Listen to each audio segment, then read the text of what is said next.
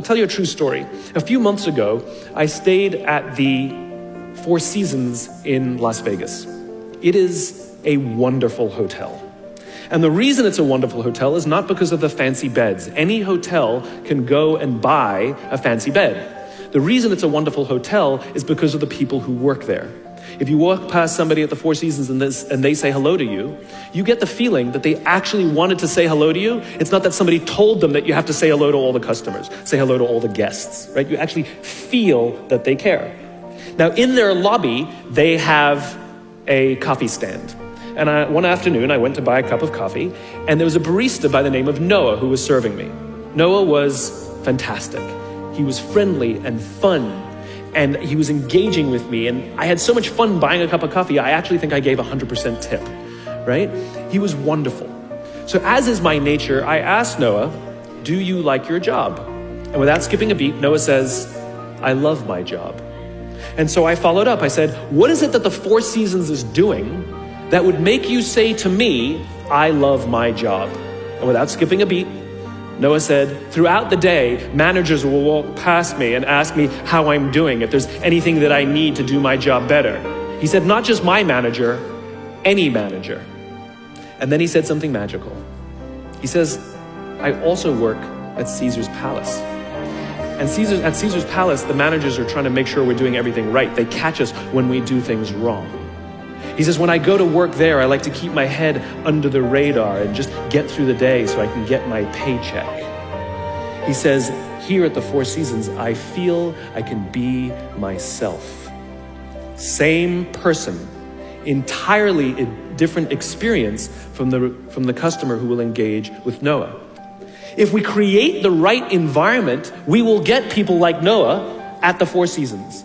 If we create the wrong environment, we will get people like Noah at Caesar's Palace. Do you know the quickest way to destroy trust and destroy cooperation in a business, literally in one day?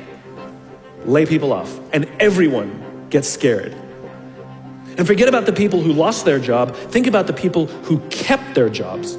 Because every single decision a company makes is a piece of communication. And the company has just communicated to everybody else, this is not a meritocracy.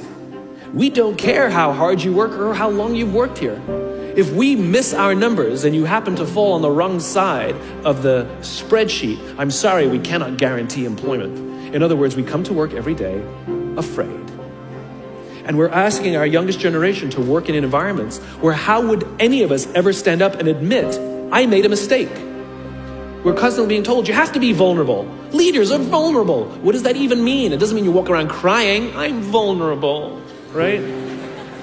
No, what vulnerability means is you create an environment in which someone feels safe enough to raise their hand and said, I don't know what I'm doing. You've given me a job and I haven't been trained to do it. I need help. I made a mistake. I screwed something up. I'm scared. I'm worried. All of these things no one would ever admit inside a company because it puts a target on your head in case there's another round. And so we keep it to ourselves. And how can a company ever do well if nobody's ever willing to admit they made a mistake, that's scared, or they don't know what they're doing? And so we've literally created cultures in which every single day everybody comes to work and lies, hides, and fakes. And we're asking our youngest generation to work and succeed and find themselves and build their confidence and overcome their addiction to technology and build strong relationships at work. We're asking them to do this, and these are the environments we've created. We keep saying to them, you're the future leaders. We're the leaders now. We're in control. What are we doing? This is what empathy means. It means if there's an entire generation struggling, maybe it's not them. It's like, you know, the only thing that the common factor in all my failed relationships? Me. Same thing. Well, we just can't get the right performance out of our people. Maybe it's you. Right? It's not a generation. It's not them. They're not difficult or hard to understand. They're human beings like the rest of us, trying to find their way, trying to work in a place where they feel that someone cares about them as a human being. By the way, that's what we all want. In other words, it's not even generational. It's all of us. This is the practice of empathy. That if we're struggling to communicate to someone, if we're struggling to help someone be at their natural best, I'm tired of people saying to me, how do I get the best out of my people? Really, that's what you want? They're like a towel, you just wring them. How can I get the most out of them? No, how do I help my people be at their natural best? Here's the lack of empathy. This is normal in our business world. You walk into someone's office, someone walks into our office and says, your numbers have been down for the 3rd quarter in a row. You have to pick up your numbers, otherwise I can't guarantee what the future will look like. How inspired do you think that person is to come to work the next day? Here's what empathy looks like. You walk into someone's office, someone walks into your office and says, your numbers are down for the 3rd quarter in a row. Are you okay? I'm worried about you. What's going on? We all have performance issues. Maybe someone's kid is sick. Maybe they're having problems in their marriage. Maybe one of their parents is dying. We don't know what's going on in their lives. And of course it will affect performance at work. Empathy is being concerned about the human being, not just their output.